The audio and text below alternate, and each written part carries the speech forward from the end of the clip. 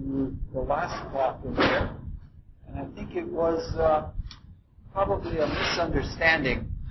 When I was talking about the Western world and the kind of plants that differ from the Western world to the Eastern world, I wasn't trying to say directly that that had to do with the development of the cultures in those worlds. But what I was trying to say was that there is a big difference in the types of forces that exist in the world itself. That means not only the minerals that are there, but actually the spiritual forces that percolate through the earth and make for different kinds of plants and animals and humans to live in. So I wasn't trying to say that the culture was what developed those plants and animals. And another point that needs clearing up is that in a strange way, the people are responsible for the plants and animals because they are the creative beings. According to mystical lines of thought, in between our lives, from one incarnation to the next, quite a bit of the work we do is work as creative beings. And if our culture resides in a given area of the world for a long time, and people are continuously reborn in the same culture, which they sometimes do by choice rather than moving around the earth, the way of thought actually comes into the types of plants that grow there. I had a very interesting experience with that. Mila and I were out walking, and I saw a tree, and I said, that has to be a Chinese lilac. And I had never seen a Chinese lilac before in my life, and I never knew there was a Chinese lilac before at any other time in my life. And it turned out that we went up the tree and looked at the label, and it was a Chinese lilac. And the stamp of that society, or people living and being reborn in that society, was so strong that it even changed the kind of plants that were there. Okay. We're going to be in part one of this tonight. And this will be a very, very short talk. Probably the shortest one of the entire year. Now, last time we talked about beginning where we're at. We're dealing with the subject of mysticism, which is basically an inner study. But we're beginning from the material world. And we're beginning from a Western outlook of the material world. And therefore, that's where we're going to begin. We're going to begin with our most obvious experience, and that is the stuff that we live in right now. The university moved us.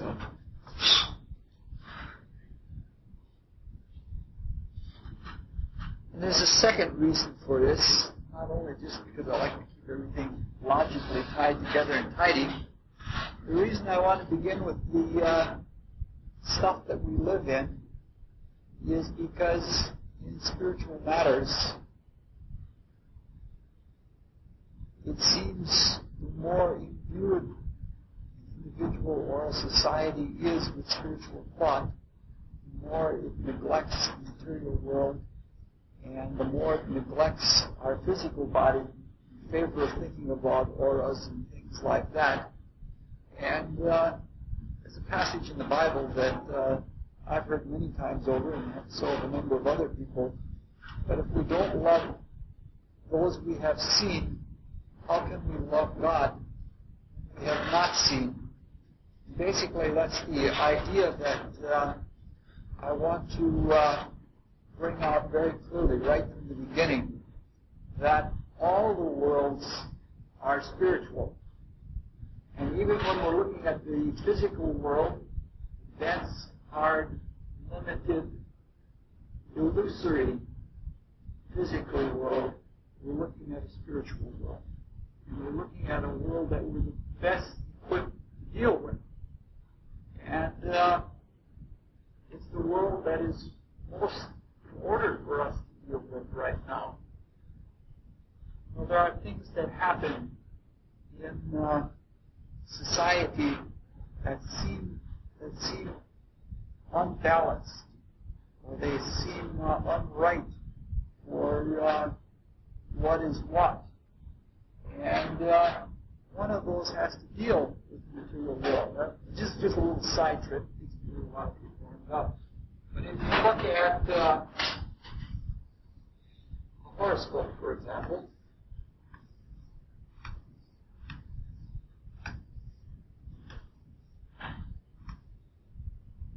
only 1/3 of the houses in the horoscope, 1/4 of the houses in the horoscope have to do directly profession, work, or income. However, if you look at the way society is set up, society, first of all, we sleep a third of the time, and that leaves us 2/3 of the time left over. Of that, of our waking time, a full half of our time is spent in professional activity, which seems like a very horrible thing. That society, when you introduce to somebody, they say, "What do you do?" And you say, "Oh, I tell jokes. I like laughing a lot." And they say, "No, what do you really do?" And I'll say something. "Well, I'm a vegetarian." That's one of my standard lines. And I say, "No, not what you do. What do you do?" And they want you to identify yourself by your profession. And society, like our work in the world, and the majority of our time, either by necessity or by status or something like that, calls us to put on half our waking time at least into professional activities. Something to be honest, I should do grammar. But this is actually designed that way. The hierarchies have it that way so that in our material work, we're forced into the material world. Because this is the season, from a spiritual point of view, the material world isn't going to be here forever. There are very important lessons that we don't learn. The material world is never going to learn anywhere. There's a special kind of objectivity that we gain when being able to stand outside of something, and this person can do it. To develop that ability and carry it through all of our evolution in the spiritual world depends on how well we learn that lesson in the world where that objectivity is most footed. So like the angels of destiny, the Elohim, the guiders of all of humanity are not making a grave mistake when they have us working a full half of our time rather than a quarter of it. And if society deems that it's important that we spend most of our activity sowing and reaping in the material world, if this is a course that is meant to be representative of the spiritual whole, then of course it has to do with the material world. Okay, so we'll start looking at some funny ideas. One of those ideas that was created in all forms of mysticism, all forms of culture, is a tree. Because a tree seems to stretch between heaven and earth, and has that whole quality that it reaches in all directions. And the tree has always been a central symbol in all mysticism as the center or as the marker for all of creation.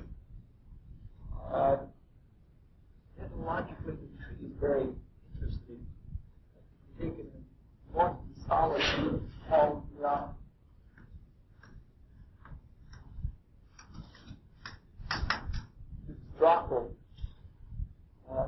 It's a great one to play handyman with.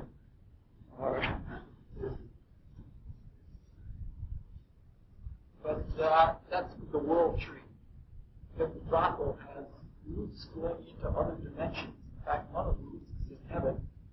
And if the Dracul tree is an upside down tree, the leaves are at the bottom and the roots are at the top. These are more in spiritual worlds.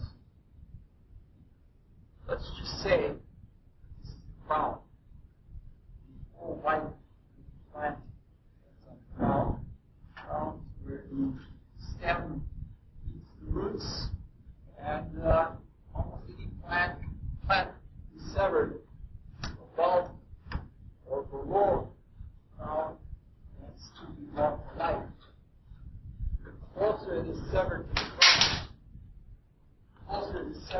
crown, itself, the less likely it is that the plant will endure.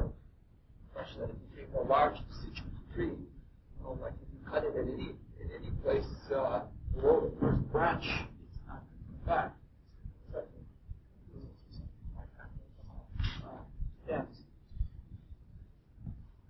Where we exist in our consciousness, when we're completely self-aware of ourselves,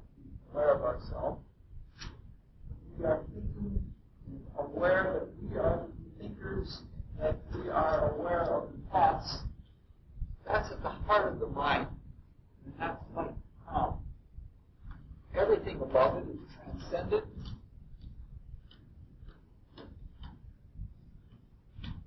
And everything below it is phenomenal.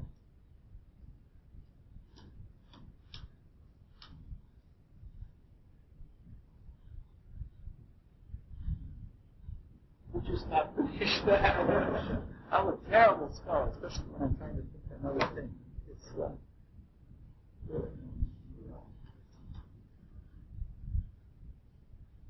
what we're trying to do is look at all reality. Almost all courses in mysticism and almost all mystical experience begins in relation to the absolute. However,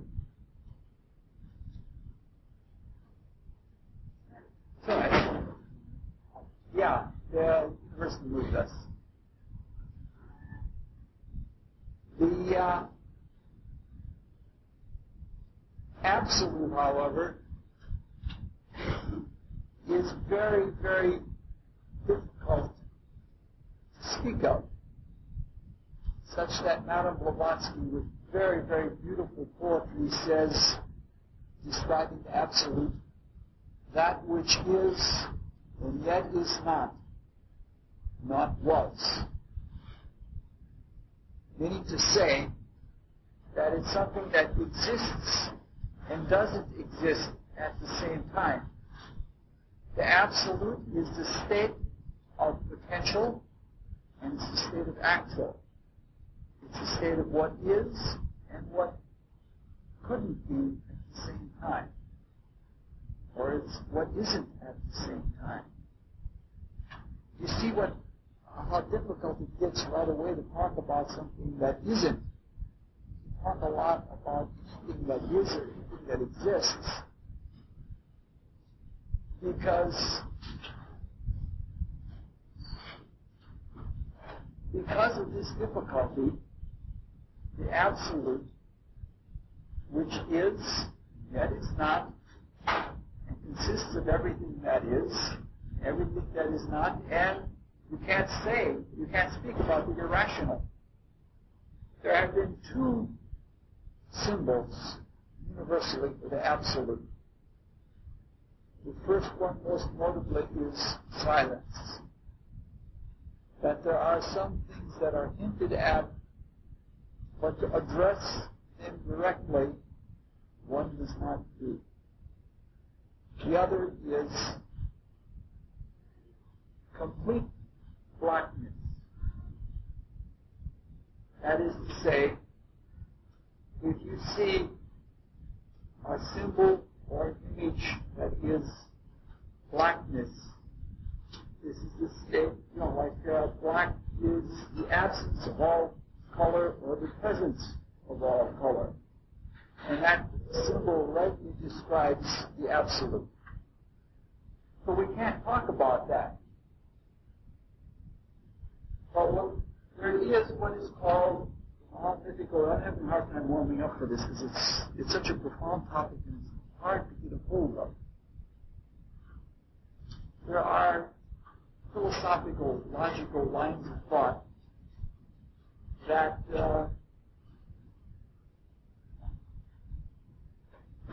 take a direction something like this. And it sounds almost nonsensical, but the deepest philosophical arguments usually are. Within the potential of anything, or within the potential of non-being, there is the possibility of being. Therefore, it must be. And this is called the cycle of necessity. That is to say, the only thing that we can really ascribe to the absolute is consciousness.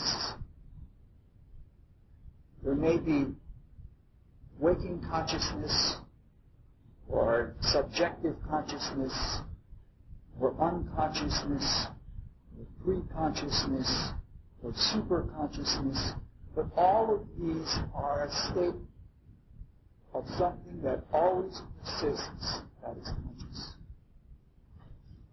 But we're not awake and aware of it.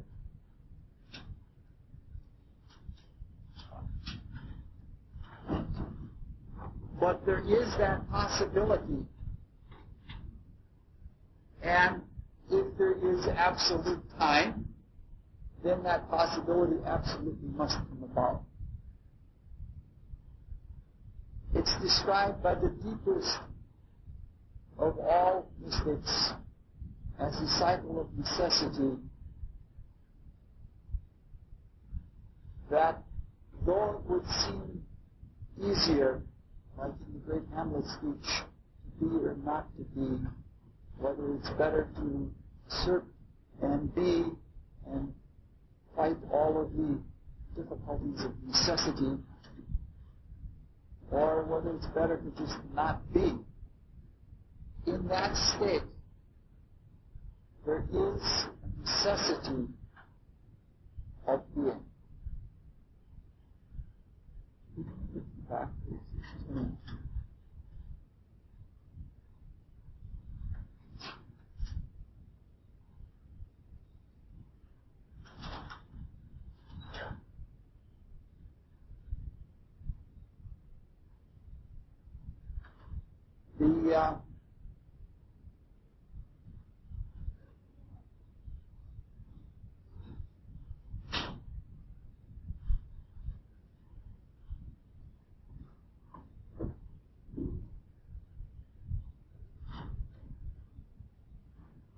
There is a necessity to be. What we're trying to answer is probably the hardest, the deepest, and most fundamental of all spiritual questions.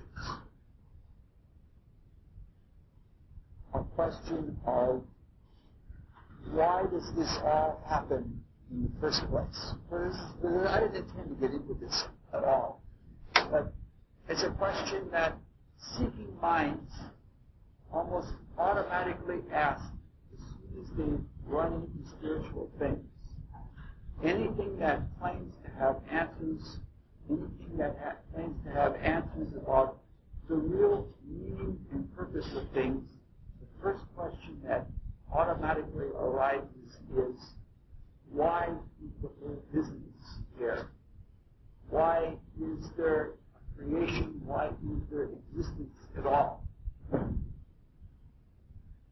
safest thing one can say is that in order to understand an absolute mystery, one has to have an absolute mind. And that to expect the ultimate answers at the very beginning of something is patent simply absurd. So let's suffice it to say that it is indeed. Like any other cycle, I myself have a personal opinion about it. I have a feeling that if the conscious objective awakeness is symbolized by light within darkness, much as the Bible says God is light,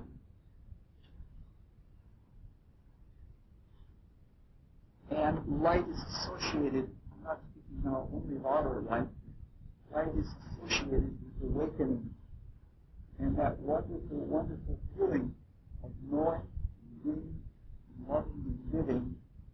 I suspect that there is something in the cycle that is very much like our simple daily cycle. And we can only do so much, and we may be filled very much with the desire to be, filled with the desire to love, to give, and do something. And then we have to sink back into rest so much.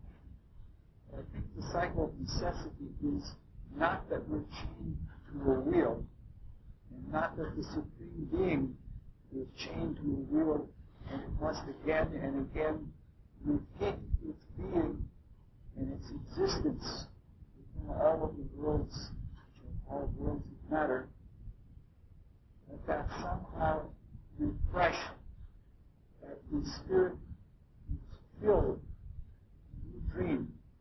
Being filled with that new dream, there is that great urge to give, share, and to outpour. And that the necessity is born of the fullness of love and not necessarily out of some great driving force that forces the divine to be or not to be. Okay. So basically, with all of these side trips and futile efforts of trying to describe something way beyond our consciousness, we're at the point that within conscious, waking conscious being, objective conscious being, there is a realization of consciousness. And it's very much like Plato's argument. If you've ever read the Meno by Plato, it's a very trumped up thing.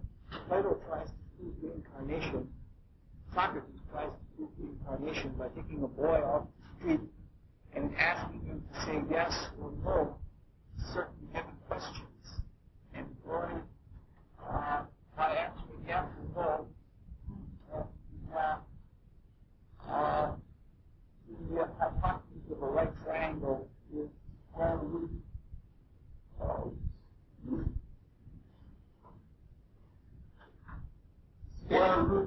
of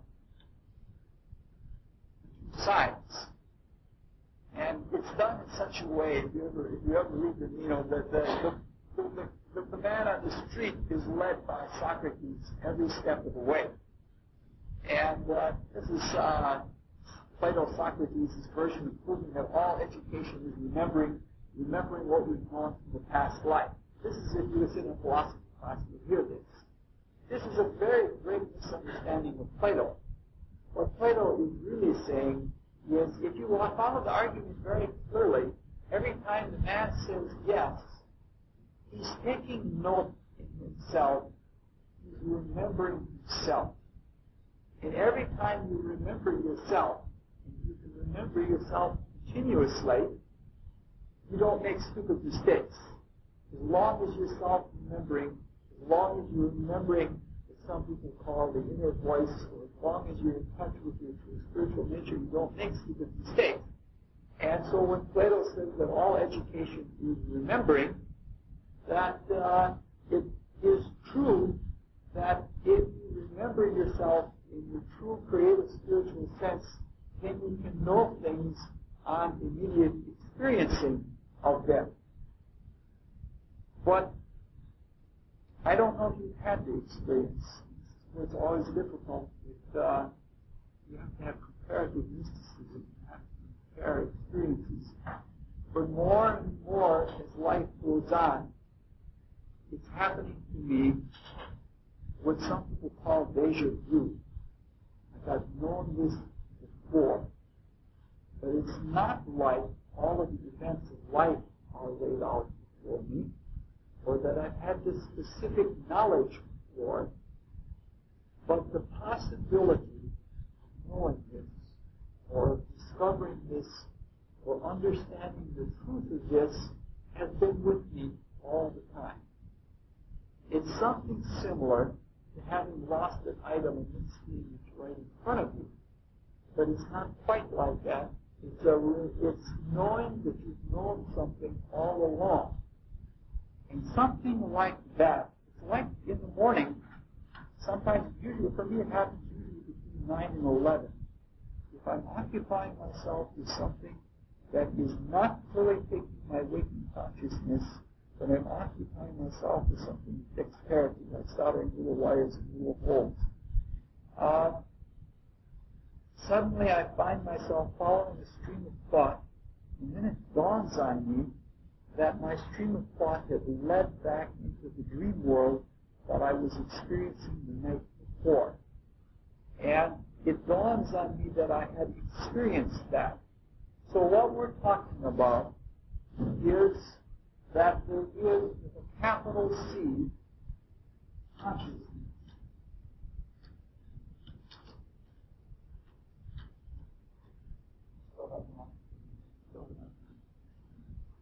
And in our waking state, we sense the roots of consciousness going even into subconscious or deeply unconscious states of being. That through our waking consciousness, knowing ourselves, we understand and we sense the Absolute. And this is a kind of unity. And this unity, by projecting what it knows into the unknown, comes to know the unknown through the experience. So we have, in all mysticism, we have the transcendent versus the phenomenon. And this is all within consciousness. And this is broken into two potential states first. The two potential states are time and space. Now, when modern philosophers, even academic philosophers, claim the nature of space or time is very similar to what spiritual philosophers claim. Space, to a modern philosopher, anyone from Bertrand Russell on, is that which is capable of containing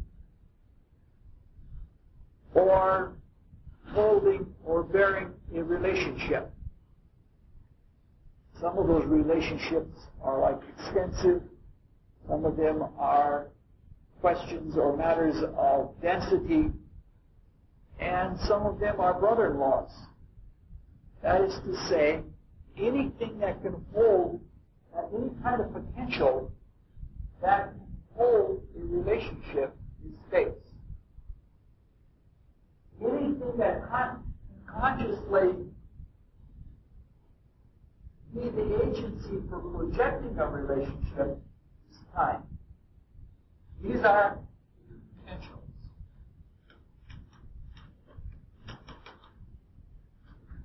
What we're trying to talk about is how the waking objective consciousness gives itself, and in that process of giving, comes to know the unknown.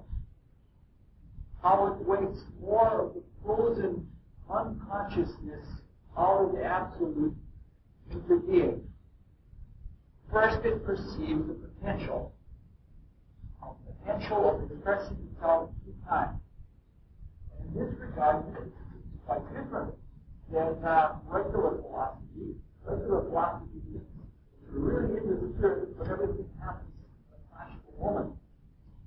thousands of years to go by that older for a woman.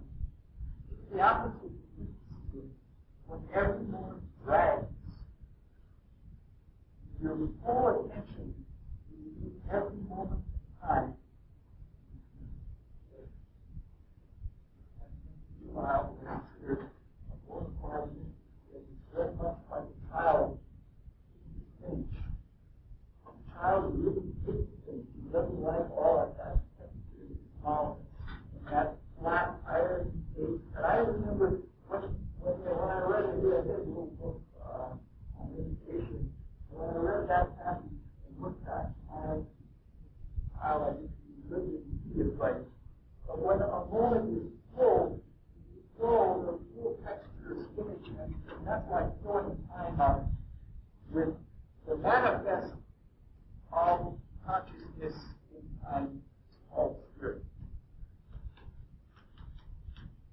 If you like all that,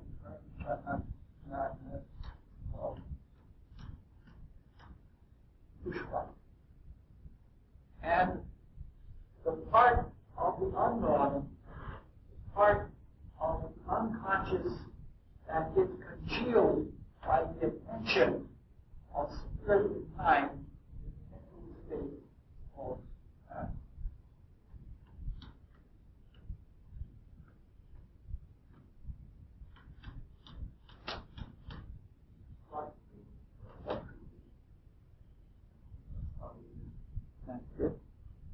horrible English word. At least if I'm giving you these words that I just saw, you won't know. I'll just be able to get away with something. And this is a very interesting concept. Since we're sort of getting used to knowing each other, and I'm having a hard time warming up to the subject, I'm going to try and be experiential at every step of the way, and I'm going to try and be practical at every step of the way. And the true test of proof of the pudding is in the eating. And the only way one can really know the spiritual value of something is by experiencing it for oneself. And therefore, if one has a completed thought, if one has a completed meditation, if one has a completed prayer, it has within it the very same elements as the devoted self-worship. And that is to say that a meditation or a prayer or a concentration has an element of known spiritual path. And it has an element of the unknown, the material future. And there is an element from where one takes spiritual knowledge and by the force of will congeals it in something, some object that is good. That a completed thought, a completed meditation, is not just an invisible thought, it's an invisible thought that takes form. And that from a spiritual point of view, it's very healthy to think of forms, pictures, terms of things where our manifest ignorance is being made objectified. So what I'm saying is that in our lives, in our daily practice, any spiritual practice should, as an exercise of spirit, be able to do something manifest. Like we shouldn't be just images. It's very unhelpful from a spiritual point of view. Okay, so we have spirit, in this case, being the waking universal consciousness, projecting itself into the most amorphous state of ignorance. And in this projection, the logic, so to speak, the consciousness, the balance, and the symmetry of being is projected matter. And that the whole of our existence is like the divine looking in the mirror. But parts that can't be seen or the shady parts will not entirely extend themselves more and more deeply to what we don't know.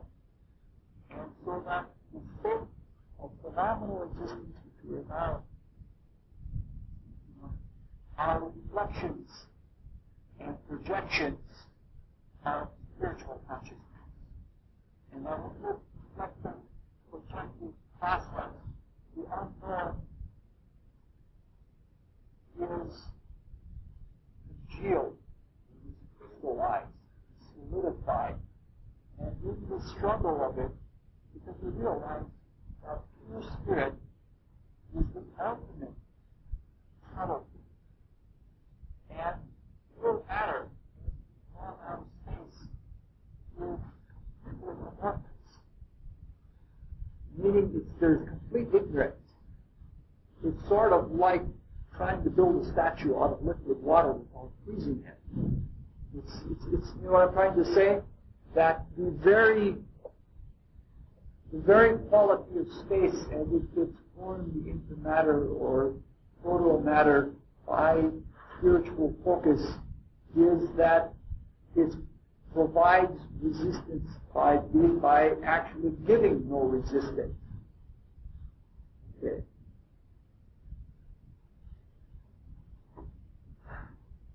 This is very difficult for me because there's so many hundreds of things I want to go off into as side trips.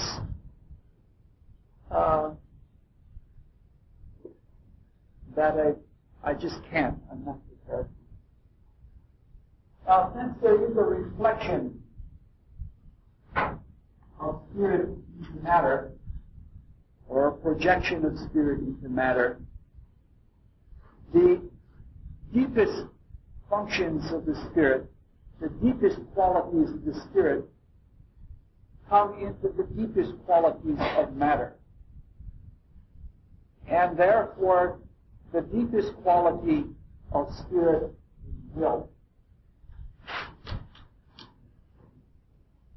The will to be, which some people see as being completely arbitrary.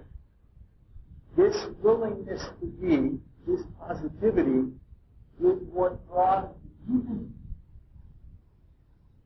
resistance out of space and congeals it as matter. All right, we're not going to go any further into cosmogony, but let's say that in our experience, in fact, most of our experience is limited to the grossest of all experiences, and it is limited to the expression of the will, what we call material will.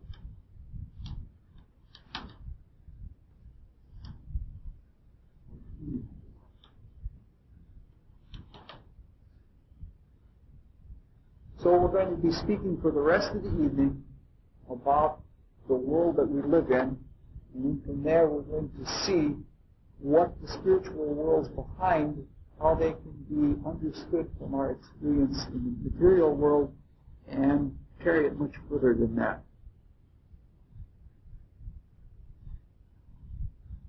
Now, a lot of people don't like the material world.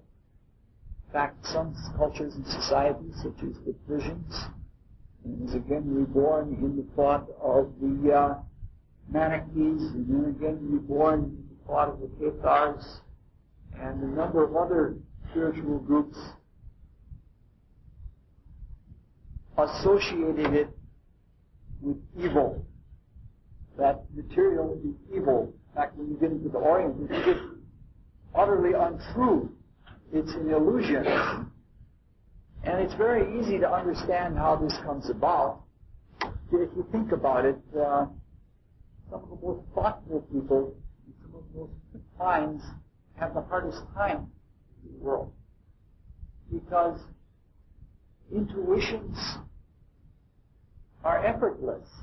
In fact, they seem like gifts. It seems like our lives are guided and beautiful creations are given to us intuitively. And that's not really, there is an effort there, but it's a different kind of an effort. But when one accustoms oneself to intuitive and inner experience, then walking around in the physical world, having to do something by brute force labor, I used to much focus in the inner world, but I have two instances of walking into steel lampposts because my mind was off somewhere else. It's obvious. In one case, I actually kicked it afterwards, and it's obvious how one can curse it and say that matter is evil, and because it's so resistful, and it's so hard, and it's so limited, when one is used to thinking, or even better, when one is used to the intuitive inspiration, and that's such a joyland that this seems like a horrible drudge. And so you can see the psychology of how it develops, especially if you're first being immersed into matter as humanity was. You know, we were very much, as the world would now call us, dreamers. We lived in the inner spiritual world, and the more we came into matter, the heavier it became. And all along we were weighted on like little children as God guided us through our evolution. And when we became self-responsible and had to do it on our own, it became a little bit heavier, especially since our self-conscious experience was brought in an atmosphere of selfishness and brought in an atmosphere of wanting it for ourselves and for ourselves alone, that it's easy to see how the early philosophies about matter means that it was dark and evil and that its limitations were meant as a menace to humanity and to actually suffocate the spiritual light that is in us. Such is not the case.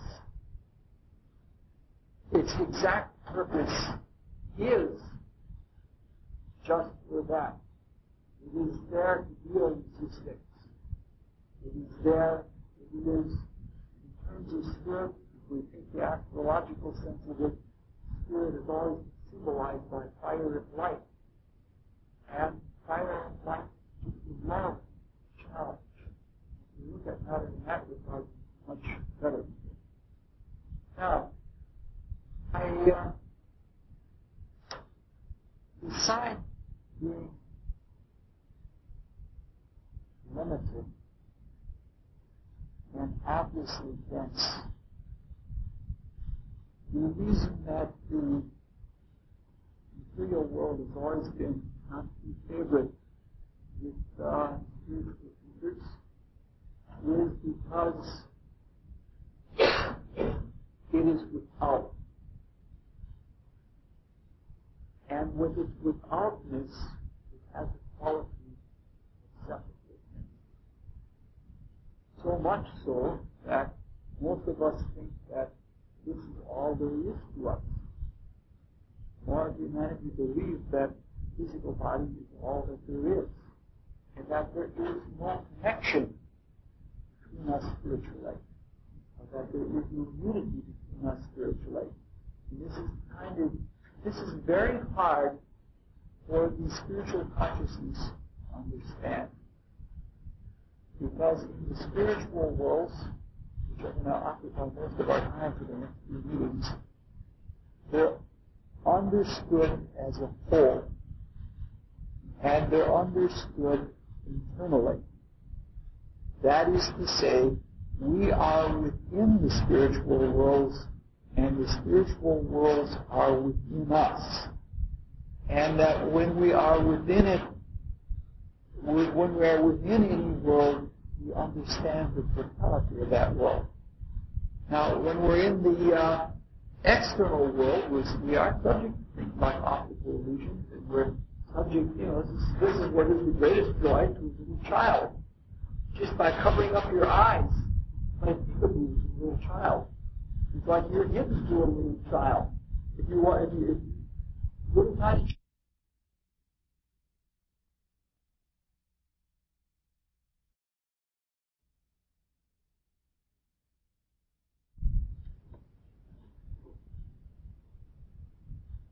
So, it's very frustrating to be in a world that is this limited, and that our knowledge of it is always partial. Even if we try to study the inside of something, see, the physical world lends itself primarily to destruction. If by using our physical means of access, we only see part of something, therefore to see the other parts, we have to destroy this frame frame in time and space. If I want to see what Paul's head looks like from the back, I can't stay here. I've got to walk around to the back side, or he has to turn around. If I want to find out what Paul's spleen looks like, I actually even have to destroy. If you're using only the physical conditions, you'd have to take apart the body and actually look and get inside to see it. So the physical world, in order to get the wholeness that our spiritual consciousness desires, lends itself to destruction. And this basic concept of destruction is considered, or was considered by many early mystics as evil. That's a notion we're trying to dispel. See, there's a reason for this limitation. And it's the same reason that we don't try to teach a child too much all at once. Because if you learn one simple, fundamental thing, there is a catchword among many schools of mysticism that goes, slow is fast. And that the sooner we slow down and confront issues one by one as they arise before us, rather than just touching on them and running and evading them. So if we slow down and take things as they come and meet them in their own time and in their own space, that we get much more out of them than trying to evade and avoid. And so the same is true of our experience in the material world. Our experience in the material world is the most slowed down. Because obviously, from what we do experience within, if we understand an idea, we think we understand the whole idea all at once. Like if you prove a geometric theorem to yourself, you understand it, it's beautiful, you got the whole of it right at once, and it's holistic, it's internal, and it's very, very fast. However, if you try breaking up a stone once, it's not something that's fast, it's slow. And that's the primary purpose of the physical world, the material world, that in its slowness, it brings us fundamental, indubitable lessons piecemeal, separately. We learn one thing after another, after another, after another. Now there's a great danger in this, because if you've learned one thing, you think that's all there is to it. And there are other dangers, because the deepest aspect of spirit is reflected into the deepest aspect of matter. The way it comes out is that from without, like the scientists have said it.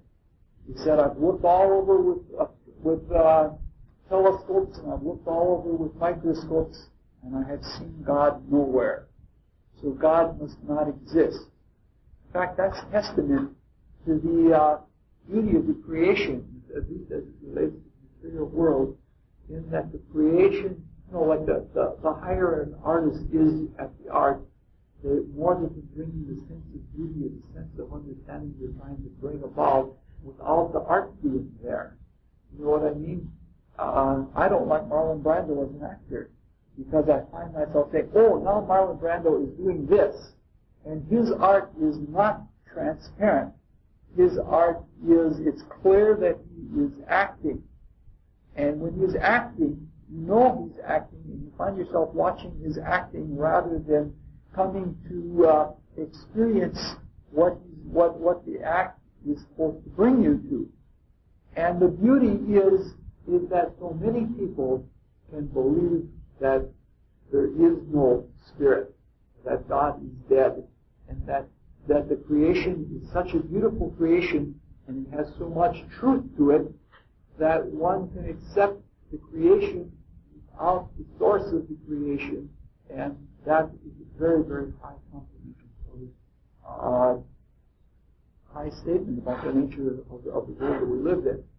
A second danger about the material world that we live in is because the deepest attribute of spirit is focused in this, it can lead to a spiritual inversion.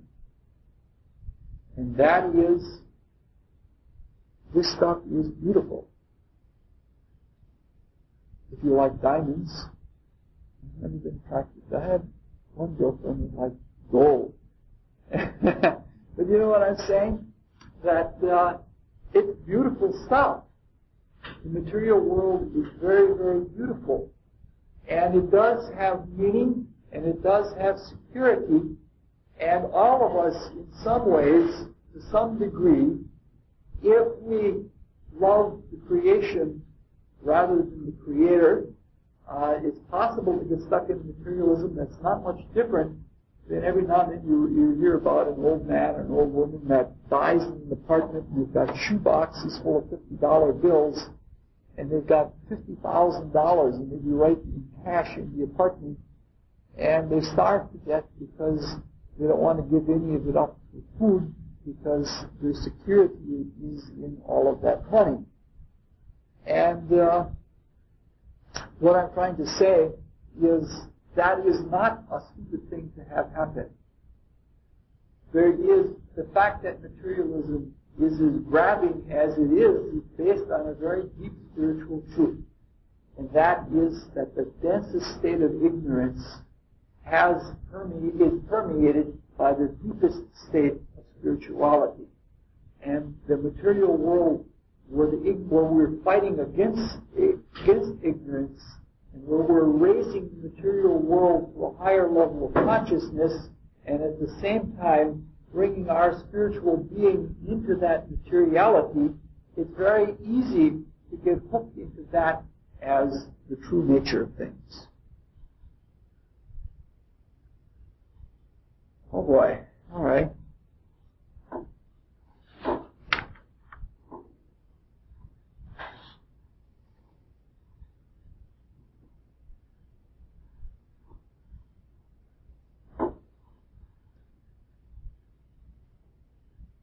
We're going to try and keep this limited.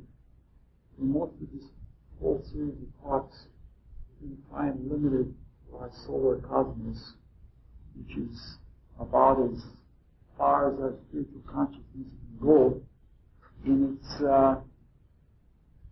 its current state. There's a great danger of talking about things too far away. If you talk about things too far away, you can't understand them in the first place, and it becomes very vicarious.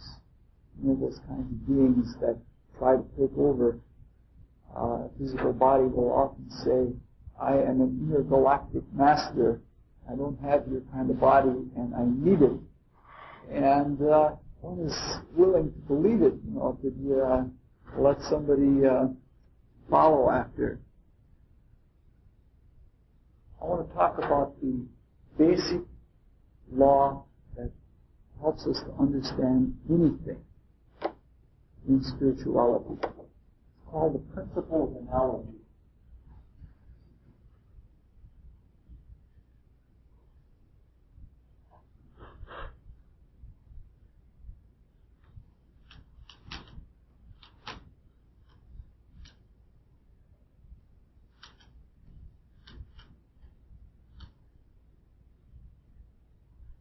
That is to say, things are analogously like each other.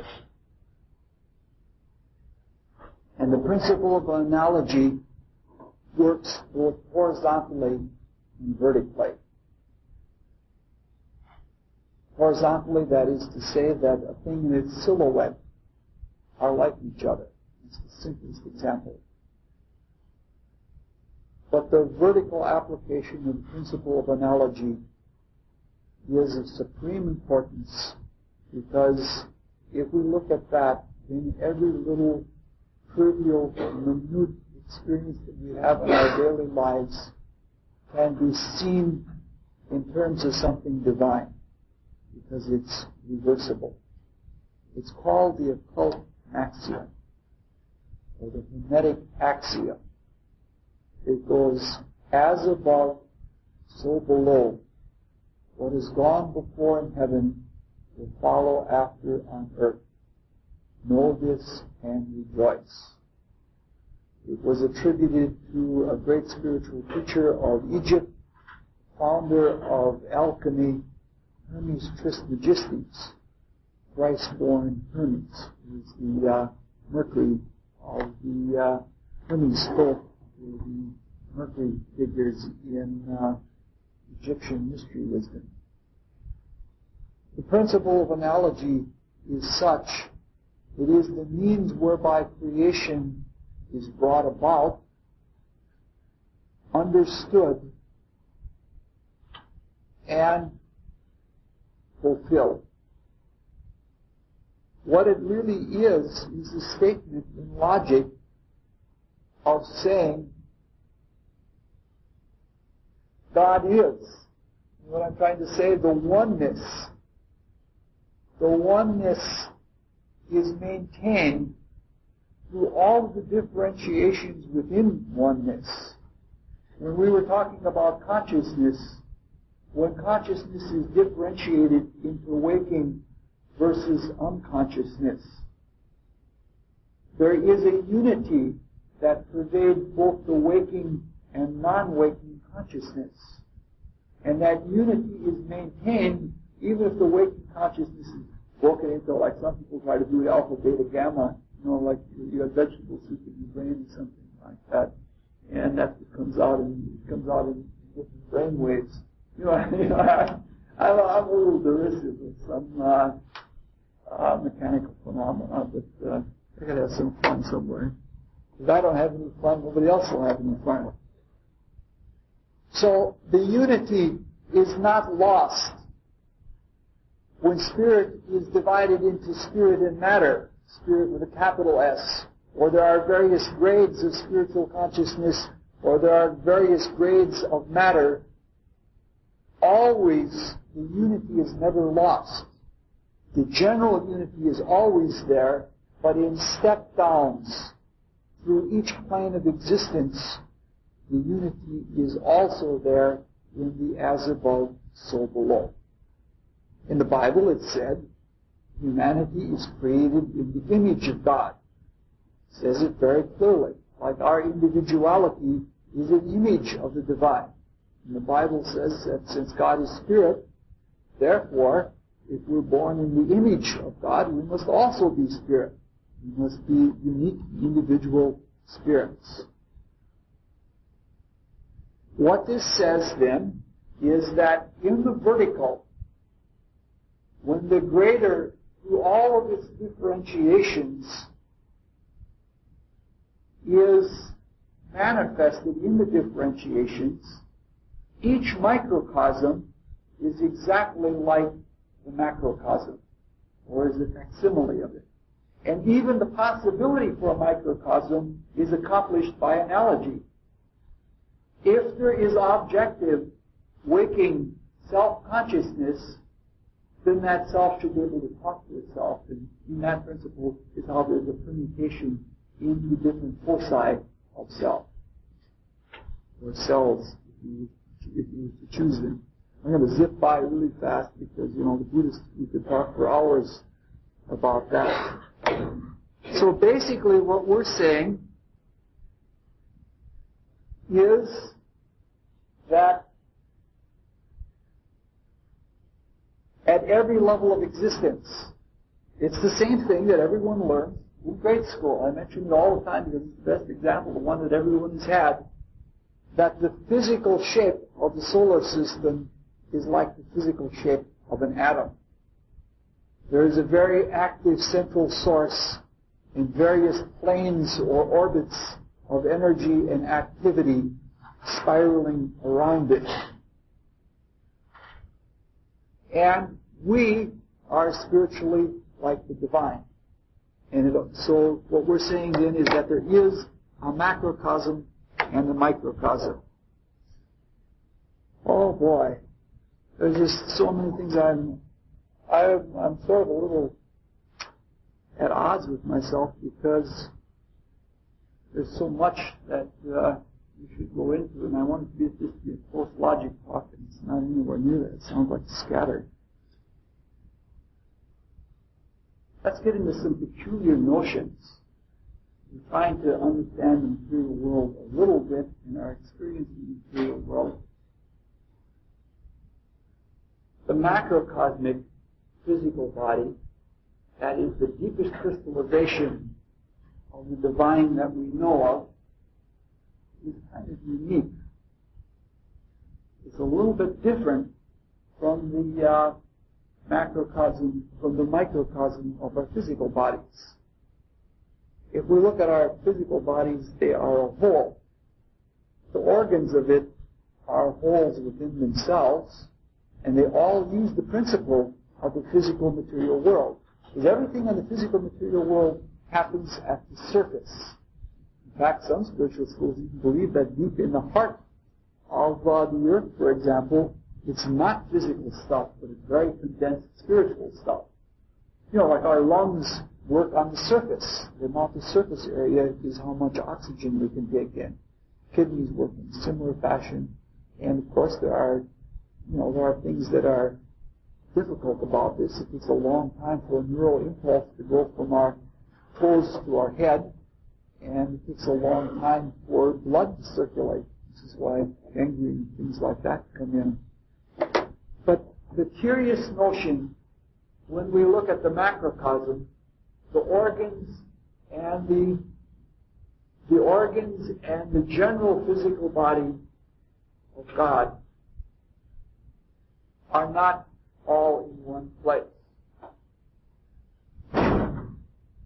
That is to say, wherever there is a dense physical solid planet, that's part of the body of the divine. Curious notion, and the activity accomplished is accomplished mostly at the surface. So this is again, it just points up and highlights very clearly how the material world differs from the spiritual world. Because once you enter into the spiritual world, it's a real problem. Because wherever you put your attention, you're there. You're in touch with things hundreds, thousands, and millions of miles away at the same time. Everything is unified and flows into each other. But in the physical world, the separation is such that the physical body, the macrocosmic physical body, isn't all at the same place. And it isn't all unified except at a distance by some kind of attraction that some call gravity. But some of the principles are still there yet. That the basic substance, if you take the smallest element, like if you take the atom, no matter how it's described, we won't get into a big, hairy discussion about the structure of atoms. Still, the basic idea of the structure of an atom is based on the basic idea of the structure of the solar system, including energy levels of activity and creative and attractive powers. They're all there. Like if you study the Mendelian table, if you study the structure of atoms, you can see the whole evolution of the solar system right within that. But that's a far distant topic than what we're trying to get to. So that, in a way, even the physical world is completely unified, such that all the atoms within it, which we all exchange back and forth between ourselves, are of the same basic structure as the structure of the macrocosmic physical body here. Okay.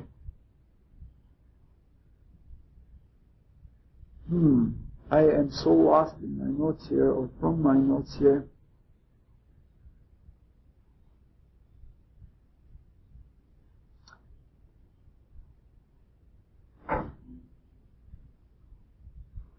Just a few other points. That is, that the basic body of the divine, because the divine is creating, it creates in general. and the creatures create specific. And therefore, all of the worlds, physical included, are built amorphously. And the forms that take place in them are created by creatures. So we see roughly that the forms of all of the planets are about as unformed as can be. They're spheroids, and there's a tendency always to go to an amorphous shape. I'm going to just pass here because I'm way away from the line of thought I was trying to develop. That it's almost impossible for me to come back. And I studied these notes over 3 times to make sure I followed close logic, and I just got carried away because I realized there's so many things that weren't there. Now there's another very introductory important spiritual principle that goes right along with the principle of analogy. As above, so below. What has gone before follow after. What has gone before and after in heaven will follow after on earth. And that principle is, in order to experience any realm of existence, we must have, as an individual focus, unfolded the stuff or a body of the stuff and the consciousness of the stuff that it's made of. Now, this is pretty obvious in some ways. In some ways it's not.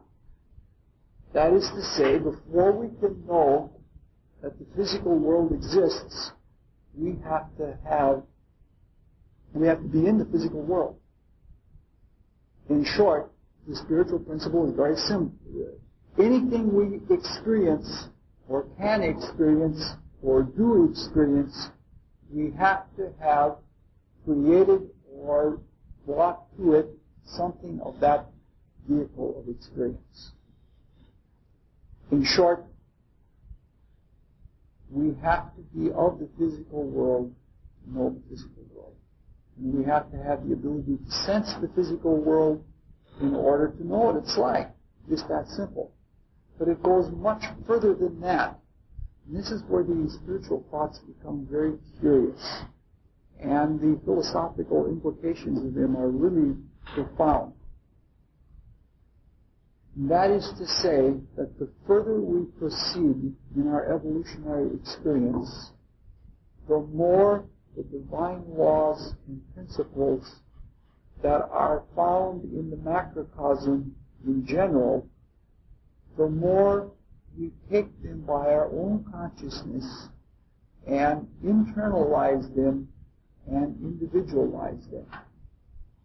Thus, when it comes to the level of a human being, we are capable of creating every law of the universe, physical universe, right within our own physical bodies.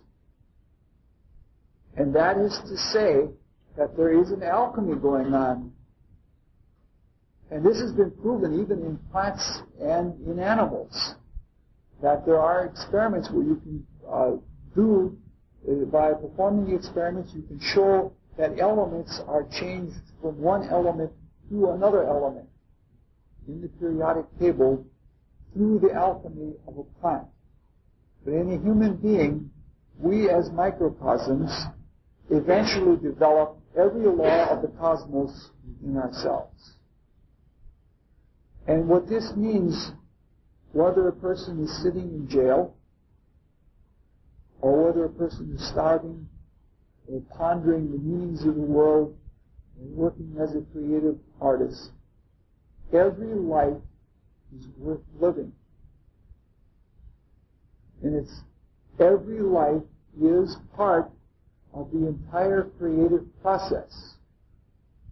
Because in that life, in the realization of that life, even if a person is not a self-conscious spiritual seeking student, within every life there is, in a semi-conscious state, a spirit is actually taking part of the whole creative work and accomplishing it. And for that reason, there should never be anything derogatory about the worthlessness of any individual, or that no life is worth living. Even if a person just burns their entire life up as an alcoholic or something like that, the life is still worthwhile, because in it, the creative process is taking place. However, the more we can love and respect and reverence what's taking place in our bodies, in our lives, in our consciousness, obviously the more we can work with it, the more fruitful, the more purposeful it can be. The only thing that differentiates a mystical life from any other life is the fact that we're trying more, and sometimes we're successful, sometimes we shadow box ourselves. We're trying to be more conscious and aware of what's going on, and to live it more acutely, and to get more out of it. That's the only thing that differentiates. Otherwise, there's the same law, same cosmos is in everyone.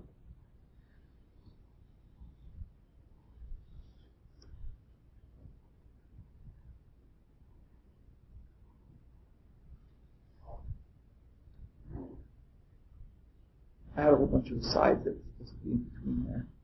You can follow all of this by following geological strata, for example.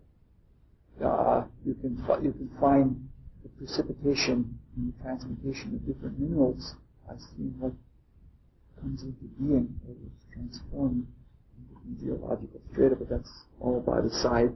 It's all proof of the most important thing that we've gotten. We've gotten the most important thing.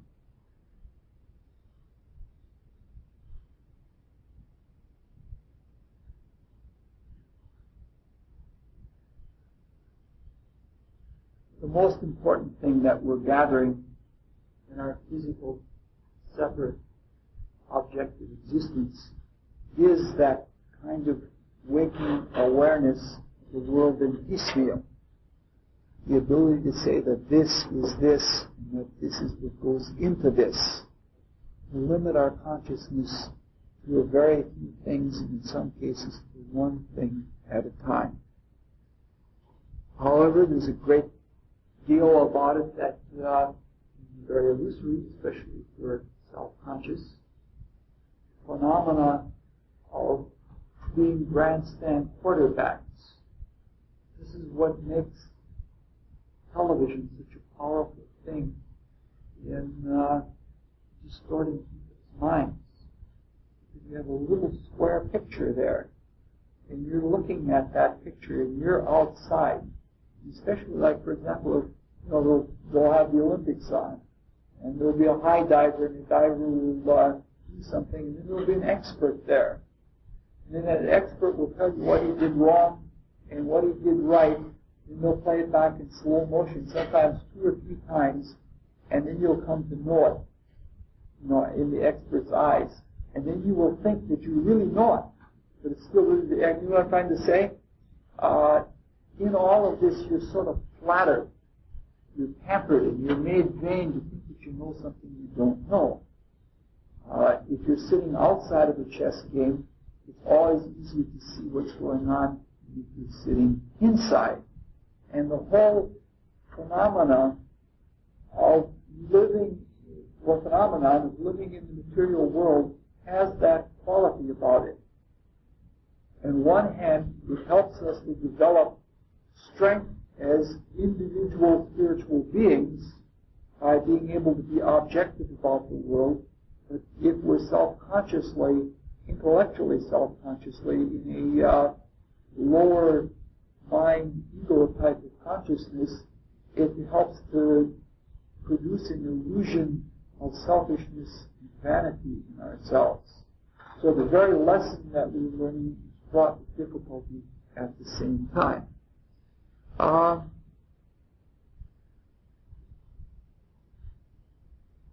guess that's enough for talking about those things. We're hitting about less than a tenth of the material, but we're running long, so I didn't mean to do that. Okay. Physical world is composed of solids, liquids, gases. We all know that. However, we don't really look at them. And it really dawned on me once, sometimes knowledge comes from very spurious sources. A friend was having an acid trip. And he put water in his hand.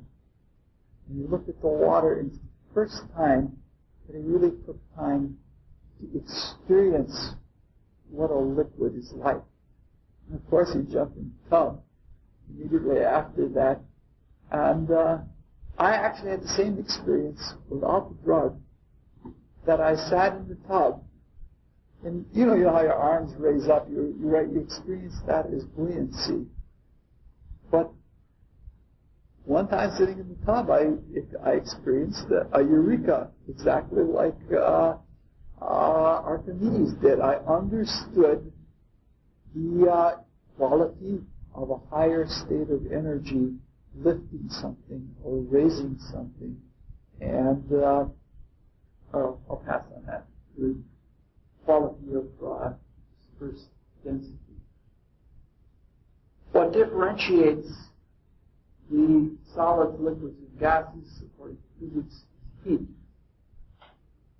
And heat, from a spiritual point of view, is the sacrifice of love.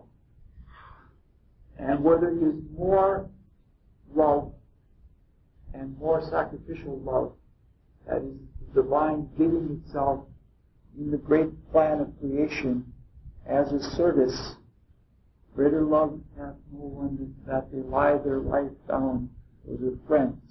This is basically what God, the macrocosm, does in creation, is lie down its life, lays it down, and all of us live within it. And that sacrifice of love is heat, so that the closer we are to the central source of love, to the divine, the more heat that is present and the more spiritual subtlety that is present. Consequently, we have solids that are rather gross and they're most distant from the center of being, but they have the greatest projection of the force of pure will in them. So you now know a little bit more about to understand what the physical world is like in terms of spiritual conception. You can see all of the different things that it is at the same time. It is a reflection of the will, but also at the same time it is the greatest concentration of the mind of God, but also at the same time it is where the love has been brought to the extent of its being and is frozen into ignorance where love and light have not yet penetrated. I guess what I'm trying to say is I'd recommend restudying all of nature all over again. Only not with any books. I think every year I learn something about politics, or I learn something about group dynamics, or I learn something about the cosmos in one layer or another breaks. And what I'm saying is, by keeping your mind on what you're doing, keeping your attention on what you're doing, and realizing that there is a specific purpose for every state of existence. In astrology, like in the astrology classes, we're going to spend some time talking about solids, liquids, gases, and energy states. And there is a specific quality to each of them. There is something about hard, physical, solid matter that is worth understanding.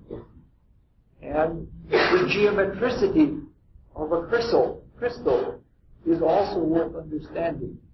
And what I'm trying to do is put in a plug for Platonic kind of memory, is to experience everything in the world in clouds and crystals and remembering that there is something intelligent in there, such that when you feel the wind going by and when you feel the wind drying something out, you know that there's something subtle taking place, that something is being taken away. The moisture is being lifted away from its clammy state And the same thing that makes air subtle such that it's invisible to the eye is there is a conscious purpose in that. And like our experiences here in this world are our beginnings for our experiences in the inner worlds. If we don't have an objectivity here, if we don't have an astuteness here, we cannot possibly ever hope to experience in the inner worlds anything that will do us or anyone else any good. It'll be nothing but confusion and chaos, and the few little experiences that this person has had the opportunity to have in the inner world have been utterly chaotic because there's just so much going on all at the same time that it always brings me back to this world with much greater appreciation, back to the fundamentals of living this life in a simple fashion every day. Okay. I want to talk about, I think that there are three different kinds of evolutions going on in the mineral kingdom or in the physical world, and they're interesting to look at.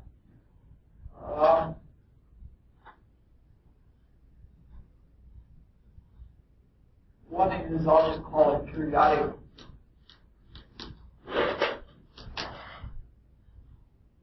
evolution.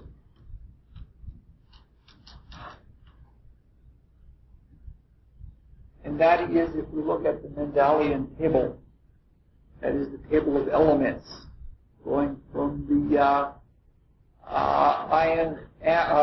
cations and anions on one side of the table to another, and in the valency level on the and in the vertical columns. I do believe that for the wave of the divine, the life wave of the divine that is passing through the mineral existence, I think that there is an evolution going from element to element to element. And in that process, different types of experiences are being garnered in each element. And that by studying, in some ways, just a simple chemistry of where copper works in the blood and where iron works in the blood, or what calcium does, just picking up a simple chemistry book gives somewhat of an idea of the kind of evolution that is taking place. As it relates to our own personal lives, what the chemistry of our being becomes is associated with our spiritual evolution. Because following the principle of analogy, as above, so below, the transmutations that take place in our bodies and what we see in nature cannot take place without us as being part of it.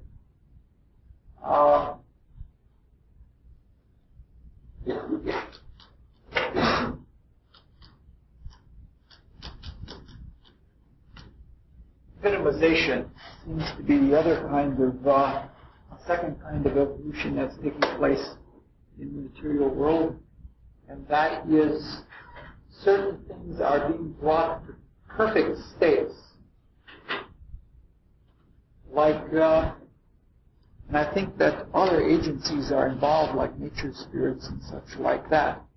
And this is an idea that goes back to archetypal ideas of the Greeks, such that there is a perfect state for the bodies, for a physical body.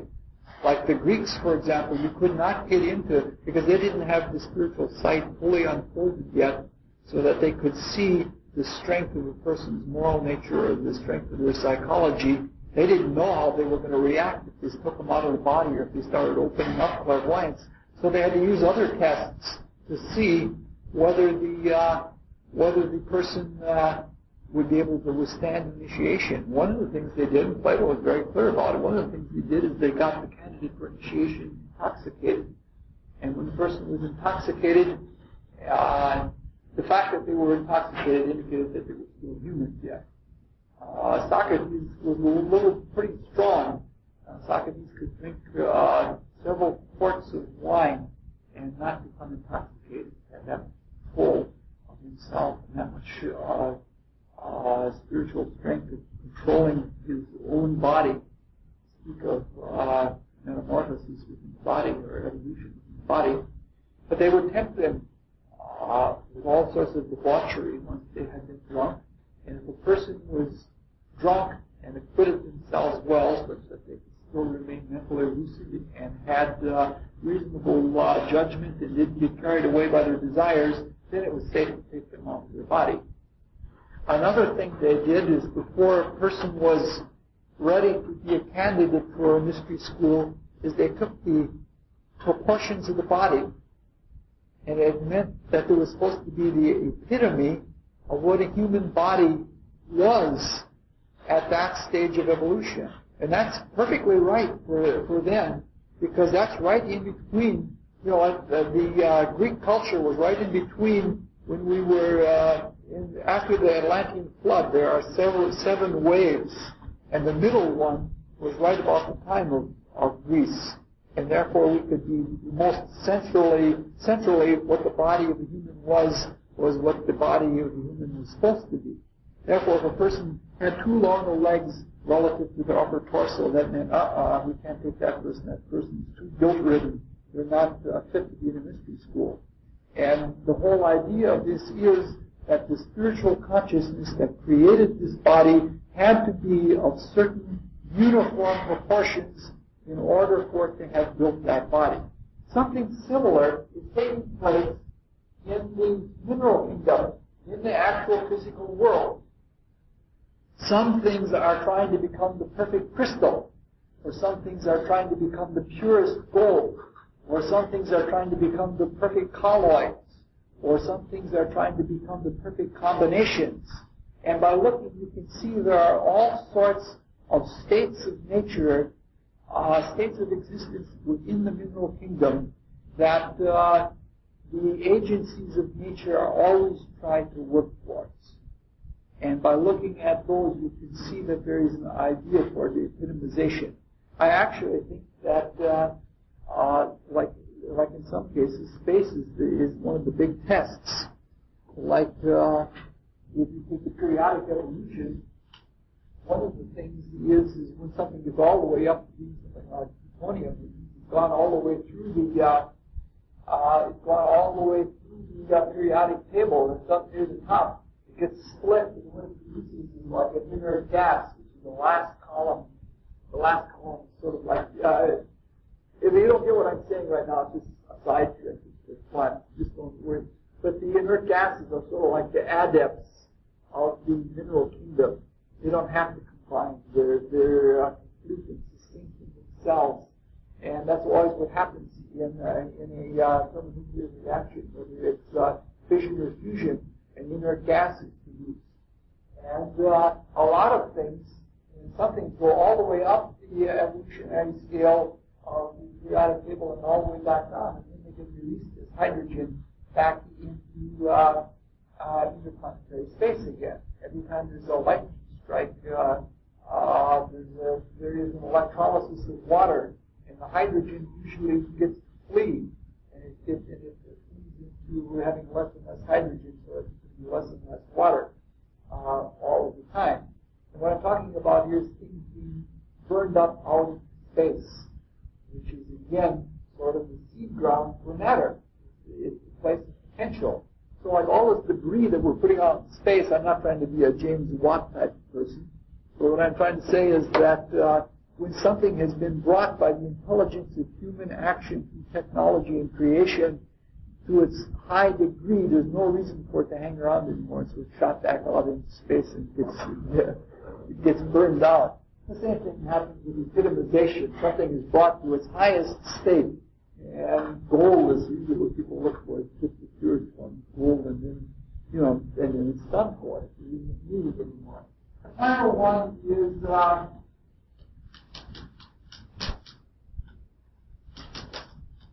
utilization.